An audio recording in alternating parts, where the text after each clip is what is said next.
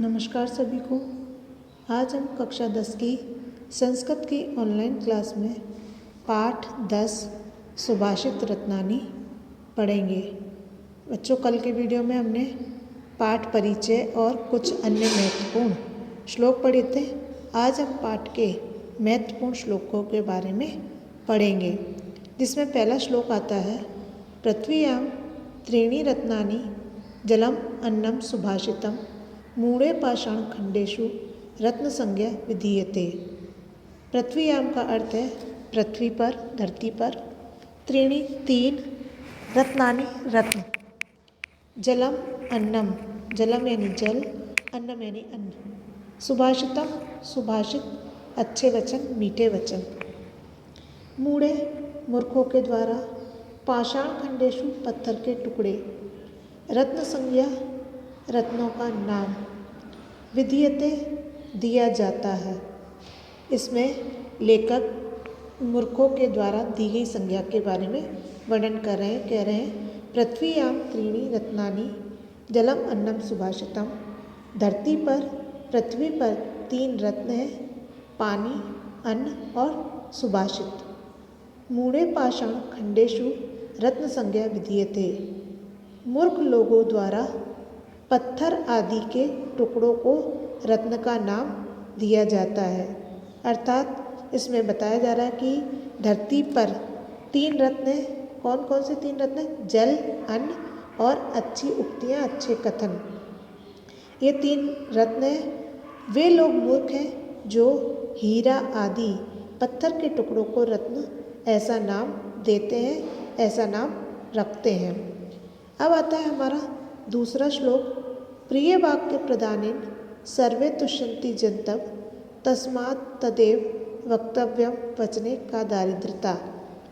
अब प्रिय वाक्य का अर्थ है प्रिय वाक्य, अच्छे वाक्य, प्रदानेन बोलने में, सर्वे सभी, तुष्यन्ति संतुष्ट, जन्तव प्राणी, तस्मात् तदेव तो किस लिए, वक्तव्यम बोलने में, वचने वचन, का क्यों, दरिद्रता कंजूसी। यहाँ दरिद्रता से तात्पर्य कंजूसी से है, ना कि गरीबी। दरिद्रता का अर्थ कंजूसी है।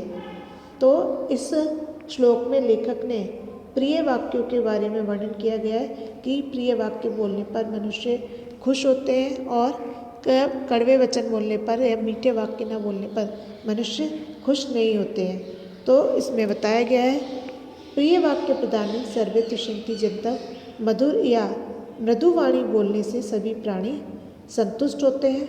तस्मात् तदैव वक्तव्यम वचने का दारिद्रता, इसलिए वह बोलनी चाहिए, बोलने में क्या, कंजूसी। अर्थात इसमें कहा गया है कि मधुर भाषण से या मीठा बोलने से सभी प्राणी संतुष्ट होते हैं, सभी प्राणी खुश होते हैं। अतः मधुर वचन ही बोलने चाहिए, मीठा बोलना चाहिए। और मीठा बोलने में हमें क्या दरिद्रता, अर्थात हमें मीठा बोलने में कैसी कंजूसी। अतः मीठा बोलना ही चाहिए। और प्रिय बोलने में क्या हानि है, प्रिय बोलने में क्या कंजूसी है।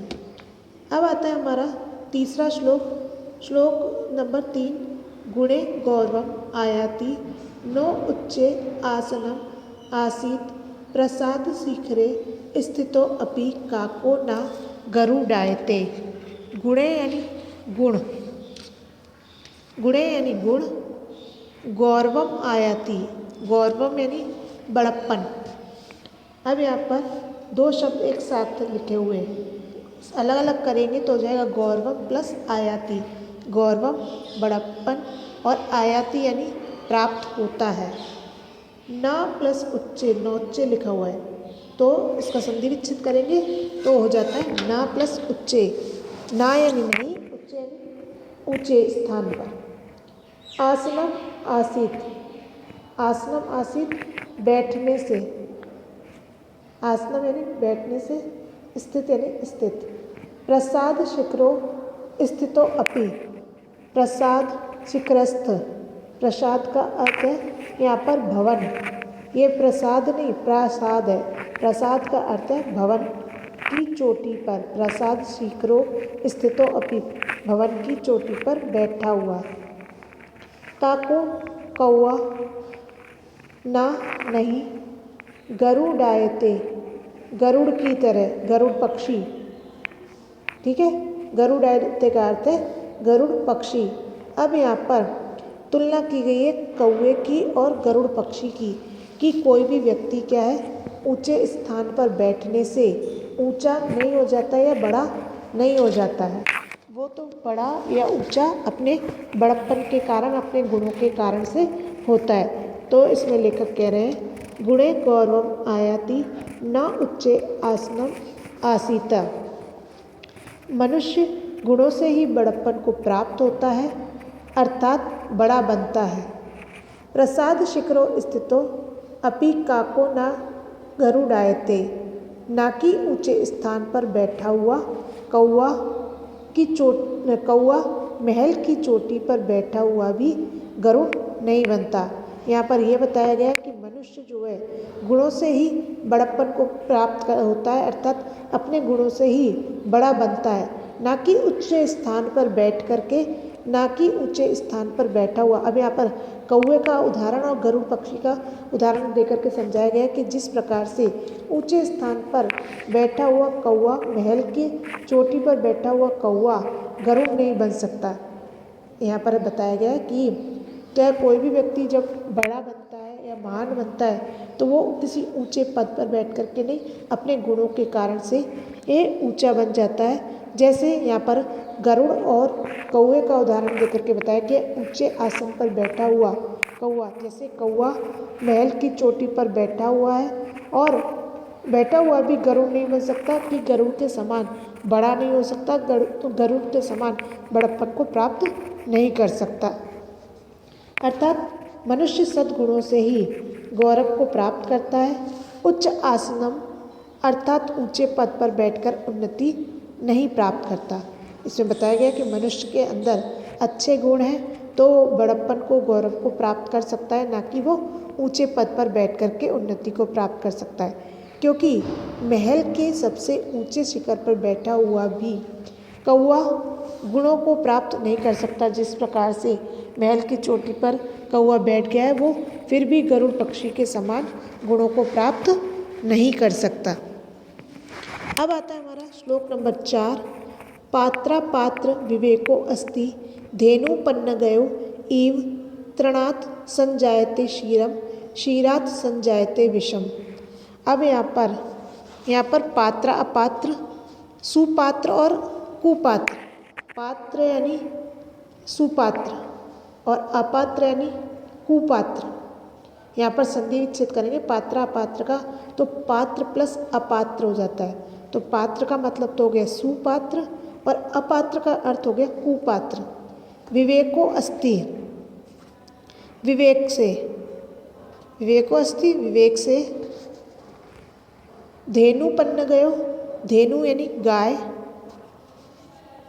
और पन्न गयो यानी सांप, पन्नग सांप सर्प,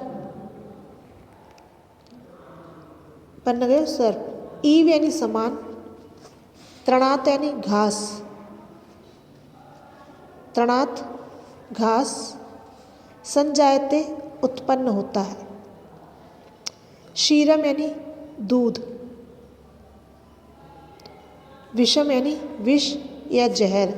अब यहाँ पर इस श्लोक में लेखक अच्छे पात्र और बुरे पात्र के बारे में वर्णन करते हुए बता रहे हैं कि अच्छा पात्र क्या होता है और बुरा पात्र क्या होता है। अच्छे पात्र और बुरे पात्र को गाय और सांप से तुलना करके यहाँ पर लेखक बता रहे हैं।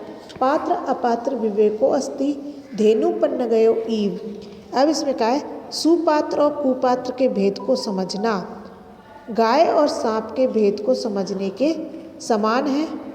गाय द्वारा खाए हुए घास से दूध पैदा होता है,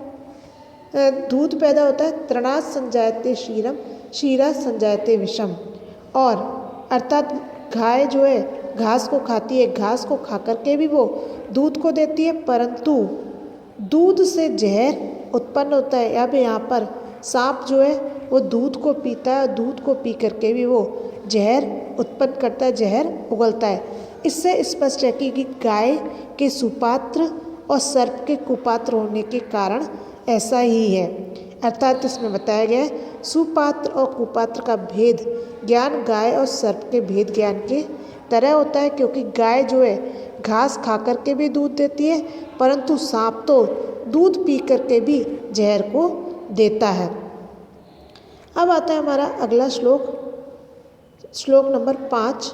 यथा खननम खनित्रेण नरो वारधि गच्छति तथा गुरुगतां विद्यां सुश्रुत अधिर्गच्छति। यथा खनन खनित्रेण नरो वारधि गच्छति तथा गुरुगतां विद्या सुश्रुत रा अधिगच्छति। यथा यानी जैसे, खननम खोदने के, खनित्रेण साधन, कुदाल, फावड़ा आदि, नरो यानी मनुष्य, वारिधि गच्छति यानी वारी प्लस अधिगच्छति, वारी यानी पानी जल और अधिगच्छति यानी प्राप्त कर लेता है। तथा वैसे, गुरुगता गुरु में विद्यमान, विद्या विद्या को, सुश्रुत अधिगच्छति सुश्रुत सुनने और जानने का इच्छुक।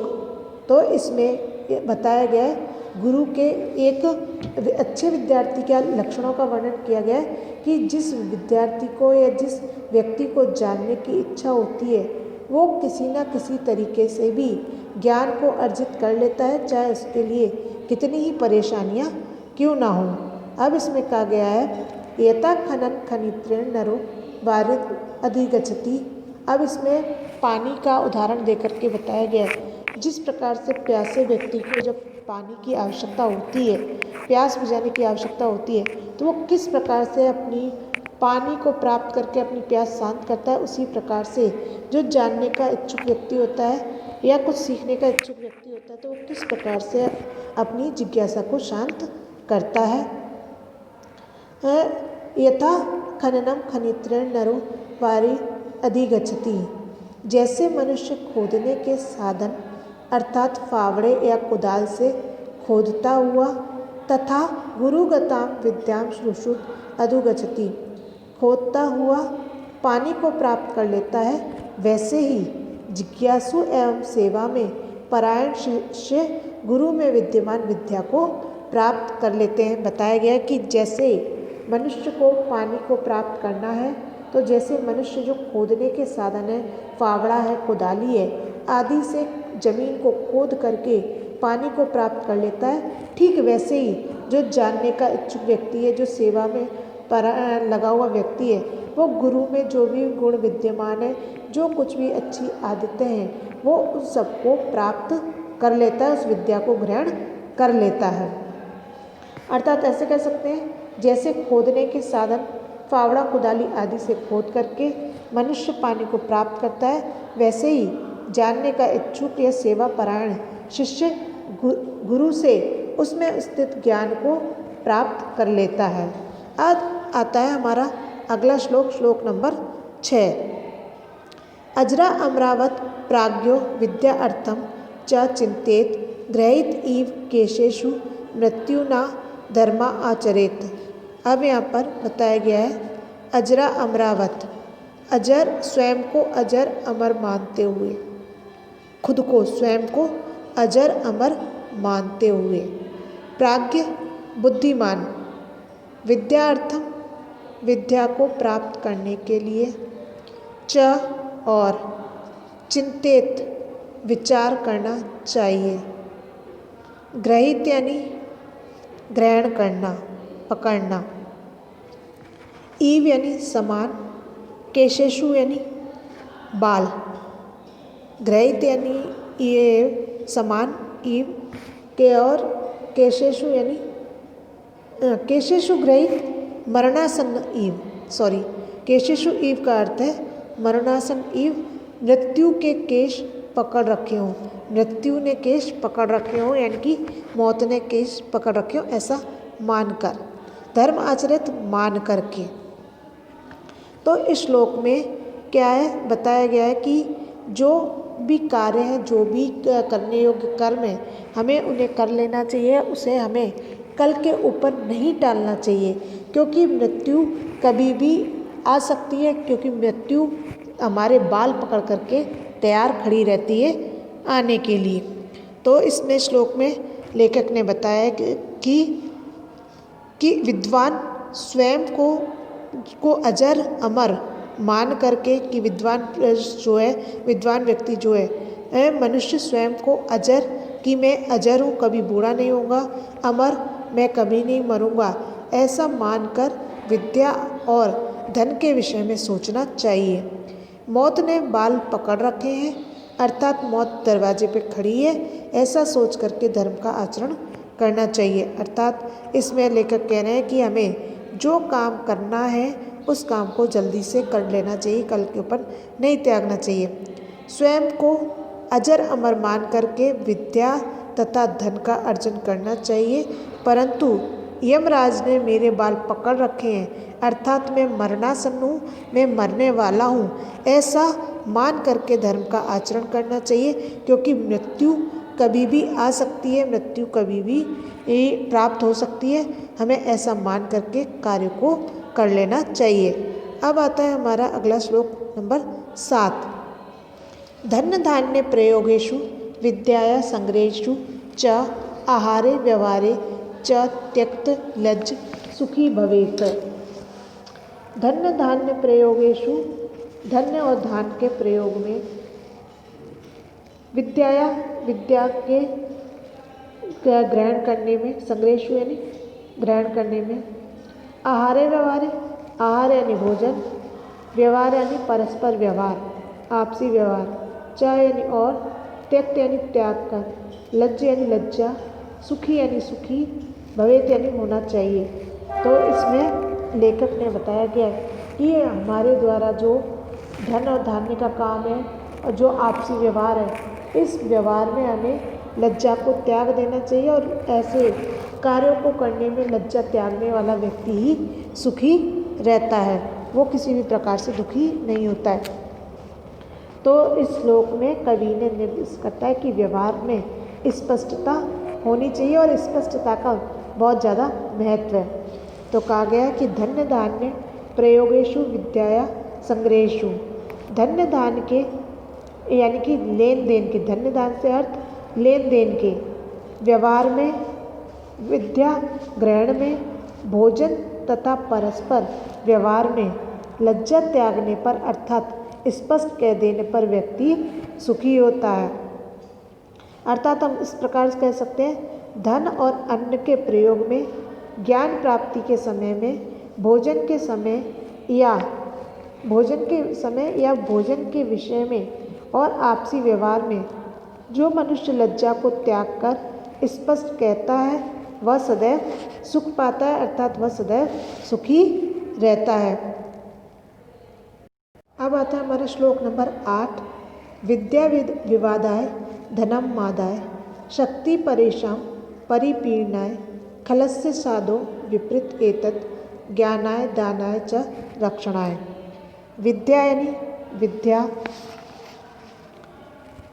विद्या, विवादा यानी विवाद के लिए, झगड़ा के लिए, धनम यानी धन, मादा यानी मतवालापन यानी घमंड, मतवालापन या घमंड, अपने आप में मस्त रहने वाला, खलस्य मूर्खों की, शक्ति यानी शक्ति, परेशान यानी दूसरों की, शक्ति यानी शक्ति, परेशान यानी दूसरों की, परिपीड़नाएं दुख देने के लिए, परेशान करने के लिए, खलस्य दुर्जन, मूर्ख या दुष्ट व्यक्तियों के,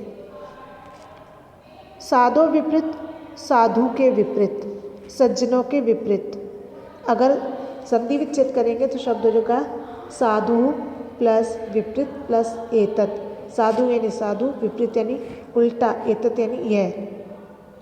ज्ञानाय दानाय च रक्षणाय, ज्ञानाय यानी ज्ञान के लिए, दानाय यानी दान के लिए, और रक्षणाय यानी रक्षा के लिए। तो इस श्लोक में लेखक विद्या के और विद्या के और धन के बारे में वर्णन करते हुए कहते हैं कि जो है सज्जन व्यक्तियों के लिए विद्या और धन का क्या महत्व है और दुर्जन व्यक्ति के लिए विद्या और धन का क्या महत्व है। अर्थात सज्जन व्यक्ति विद्या और धन को प्राप्त करके क्या उसका उपयोग करता है और सज्जन व्यक्ति विद्या और धन को प्राप्त करके क्या उपयोग करते हैं। तो इसके बारे में इस श्लोक में बताया गया है। एक विद्या विवादाय धनम मादाय शक्ति परेशान परिपीड़नाय। दुर्जनों की विद्या विवाद के लिए, धन मिलने पर घमंड करते हैं। कह रहे हैं जो दुर्जनों की विद्या होती है, ज्ञान होता है, वह दूसरों के विवाद के लिए होता है और वह धन मिलने पर घमंड करते हैं। अर्थात वे अपनी शक्ति का प्रयोग दूसरों को पीड़ा पहुंचाने के लिए करते हैं। खलस्य साधो विपरीत ज्ञानाय दानाय रक्षणाय। और परंतु सज्जन की ये सभी बातें विपरीत होती हैं।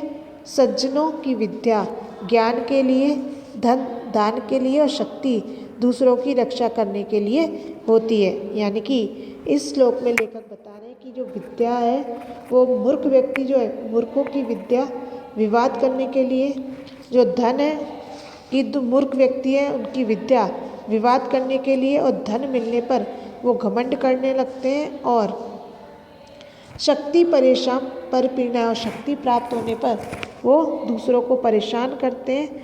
इसके और मूर्खों के विपरीत साधु की विद्या होती है, वो उनकी विद्या ज्ञान के लिए, जो धन है वो दान के लिए और शक्ति जो होती है वो रक्षा करने के लिए होती है।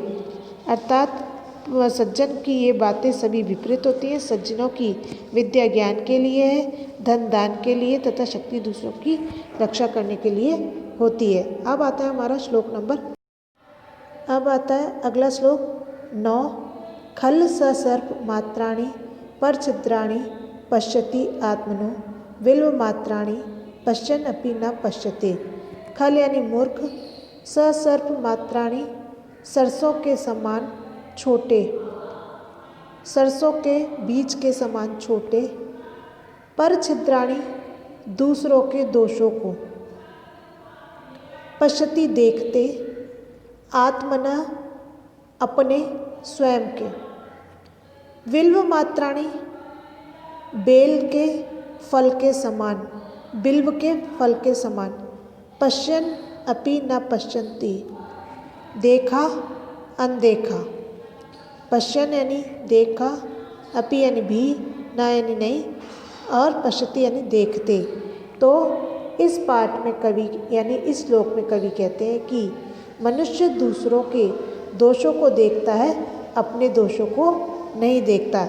इस श्लोक में लेखक यही बता रहा है कि जो मनुष्य की प्रवृत्ति है वो क्या, दूसरों के दोषों को देखने की है, अपने दोषों को नहीं।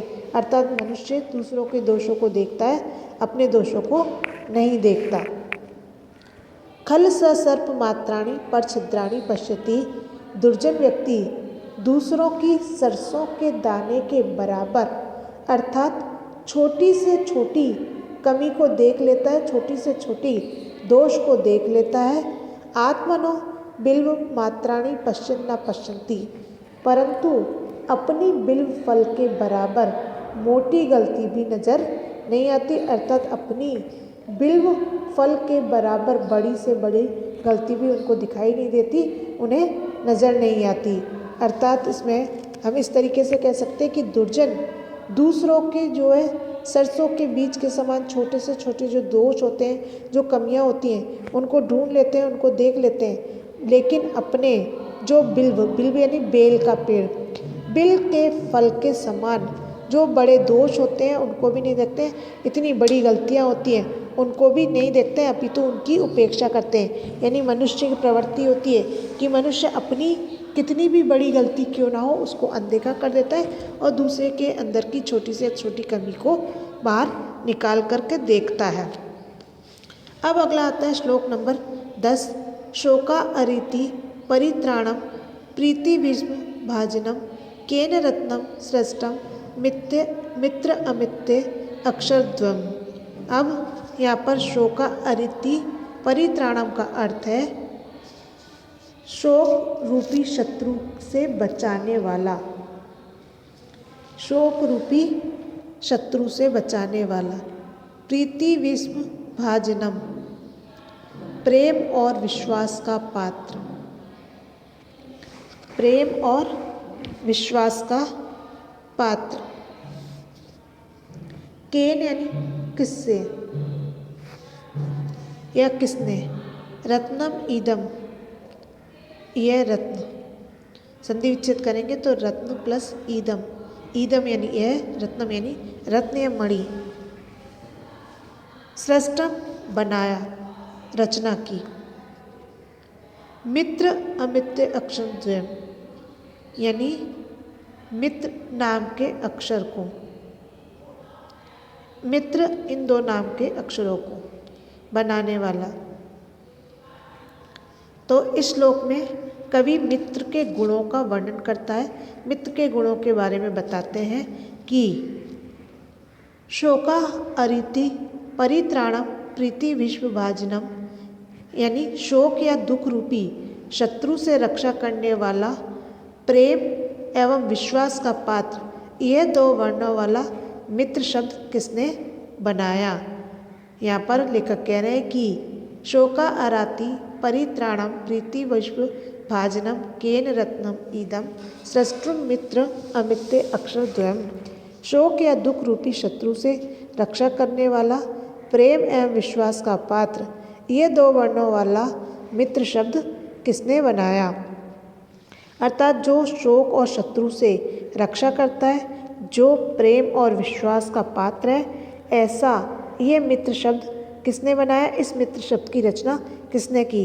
मित्र का संसार में एक विलक्षण संबंध होता है, अर्थात मित्र संसार में एक अद्भुत होता है। अब आता है हमारा अगला श्लोक, श्लोक नंबर 11। परोक्षे कार्य हंतारम प्रत्यक्षे प्रियवादिनम वर्जे ये तादृशम मित्रम विश्व कुंभम।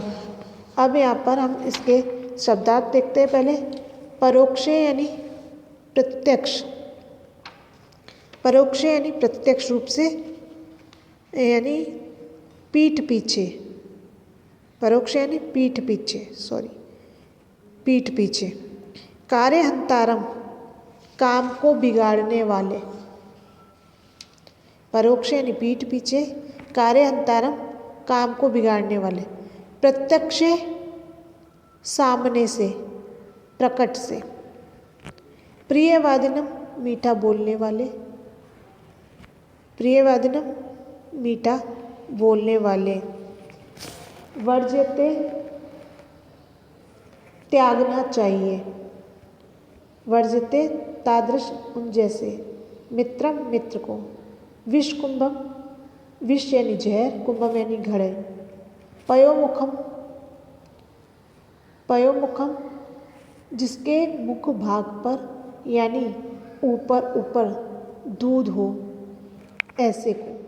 जिसके ऊपरी भाग पर दूध हो, जिसके मुख पर दूध हो, पयोमुख।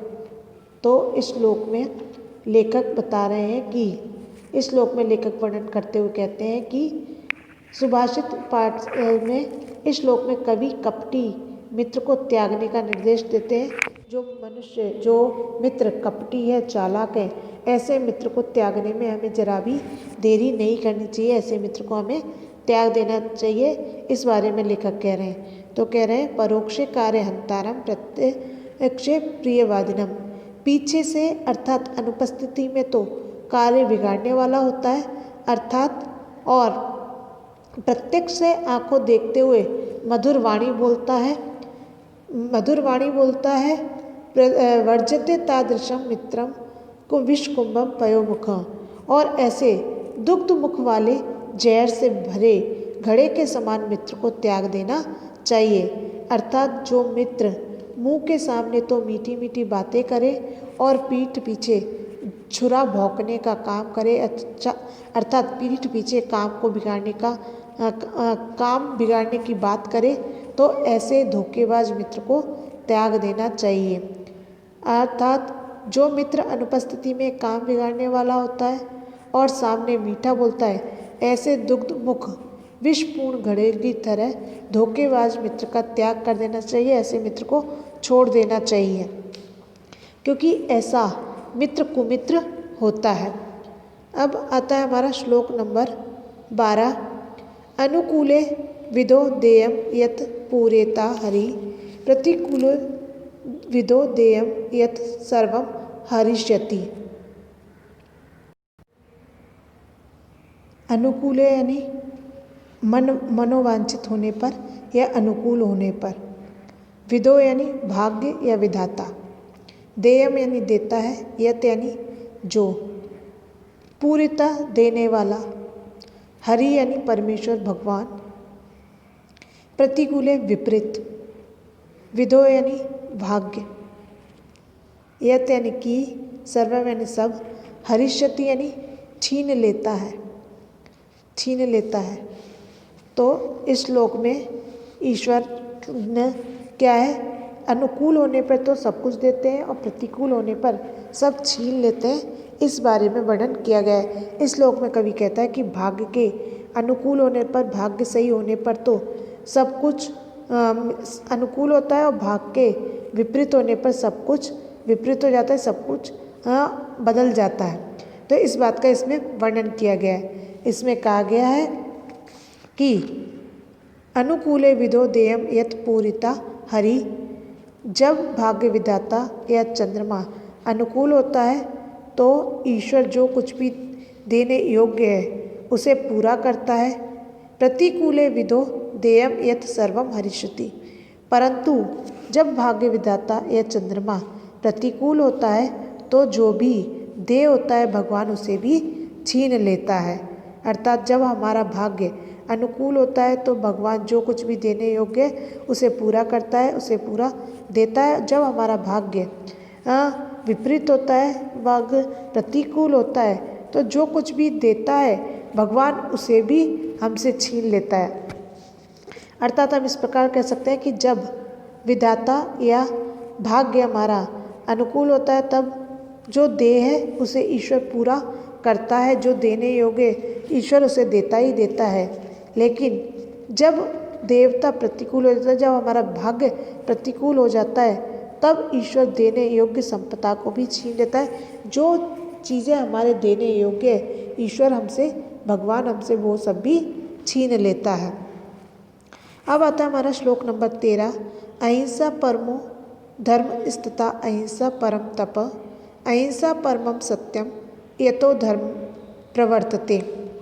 अब यहाँ पर शब्दार्थ देखते हैं। यत यानी क्योंकि,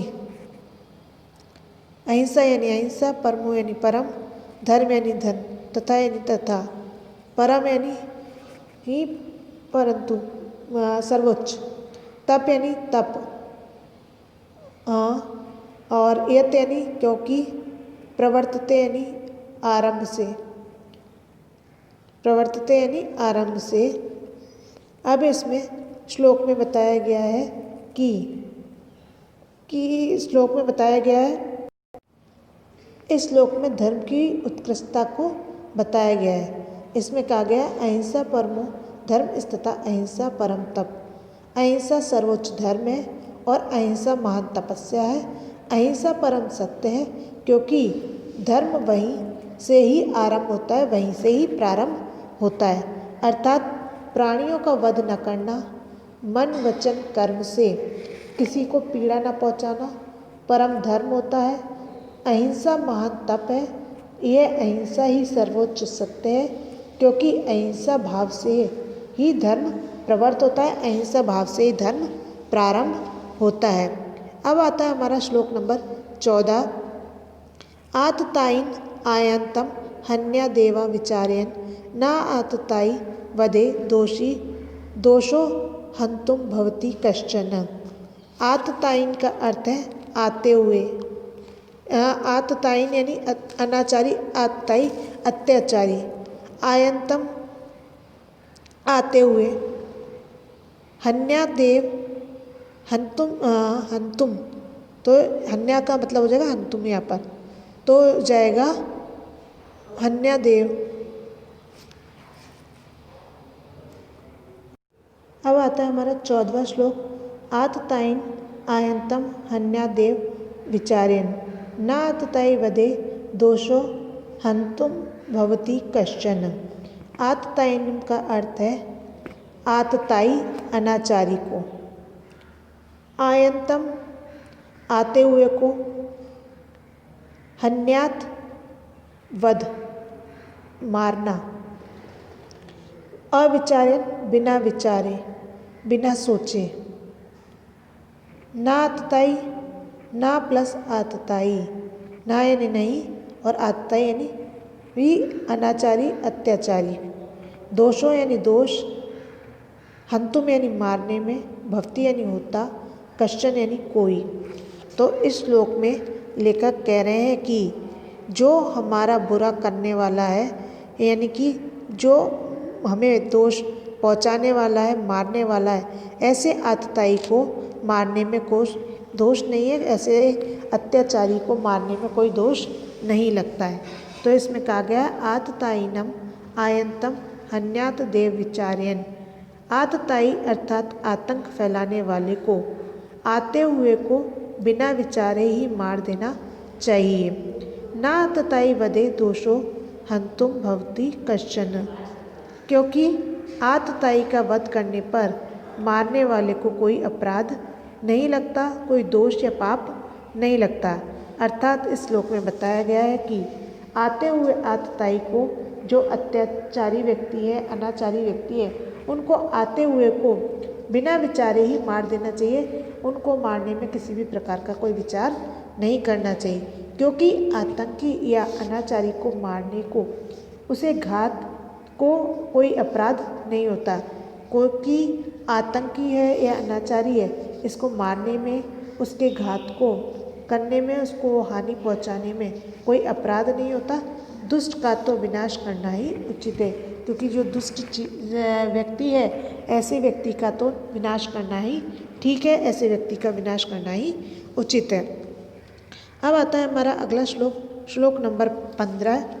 गोपाल सांघिक कृष्ण रामो वानर सांघिक साध्वी सुधा सांघिको बुद्ध महात्मनो ही सांघिका। गोपाल सांघिक यानी ग्वालों के समूह से संबंध, कृष्ण यानी कृष्ण, रामो यानी राम, वानर सांघिक वानरों के समूह से संबंध, साध्वी भिक्षु सांघिको अच्छे भिक्षुओं के संग से संबंध, महात्मना महान पुरुष, सांघिका संग प्रिय सहयोगी प्रेमी होते हैं। तो इस श्लोक में कहा गया गोपाल सांघिक कृष्ण रामो वानर सांघिक। भगवान कृष्ण ग्वालों के संग से समृद्ध है। साध्वी भिक्षु को बुद्ध महात्मनो ही सांघिक है। तो इसमें बताया गया है, एक बार मैं बताती हूँ। भगवान कृष्ण ग्वालों के संग से समृद्ध है, राम वानरों के संग से समृद्ध है, बुद्ध भिक्षुओं के संग से समृद्ध है।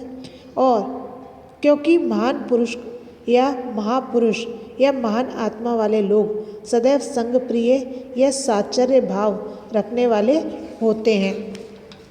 अर्थात हम इस तरीके से कह सकते हैं, इस प्रकार भी इसको समझ सकते हैं। वासुदेव कृष्ण ग्वालों के समूह से संबंधित है, यानी संबंध रखते हैं। राम बंदरों के संग से संबंधित है। बुद्ध भिक्षुओं के संग से संबंधित है। महापुरुष संग प्रिय होते हैं, अर्थात वे सहचर्यशील होते हैं। आज हमारा पाठ यहीं समाप्त होता है। धन्यवाद।